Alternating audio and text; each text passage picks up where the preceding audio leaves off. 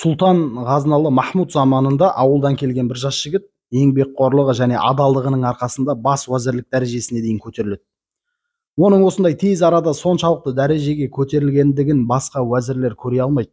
Сөйтіп сұлтанға әлгі уәзірлердің ішіндегі бас уәзірі барып, Аяздың әр күні түнде қазынадан алтын ұрлап, сарайдың бақшасындағы бір бөлмеге кіріп, сонда сақтайтындығын айтады.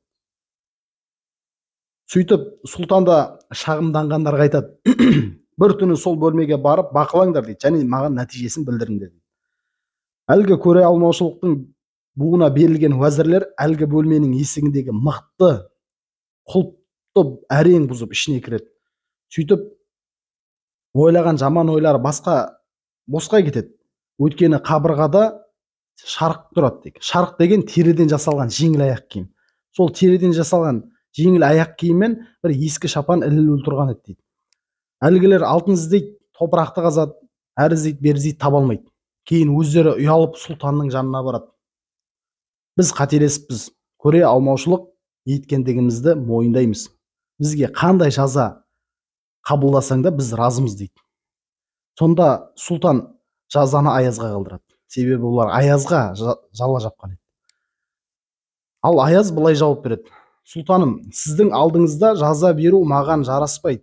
Олардың айыбы бар болса, негізгі айып менде. Өйткені егер мен бөлменің есігіне мықты құлып салмағанымда және жасырынып бұл жерге кіріп жүрмегенімде, бұл достарым менен күмәнданбас еді дейді.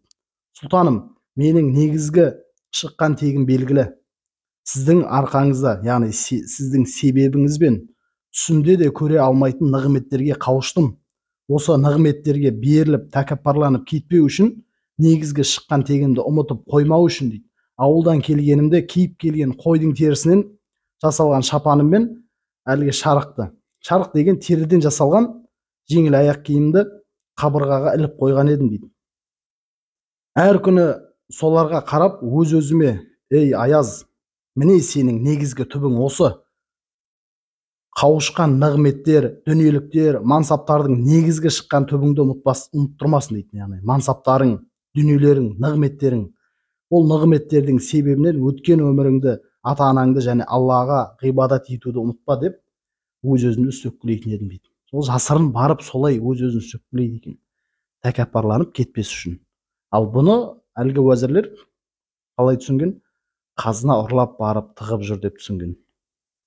Сондықтан біз көрген нәрсенің барлығы біз көргенде емес, сол секілді біз естіген нәрсенің барлығы да біз естігенде емес. Ақиқаты кімге мәлім? Әрине Аллаға мәлім. Алла біз бен сізді жала жабушылардан аман етсін.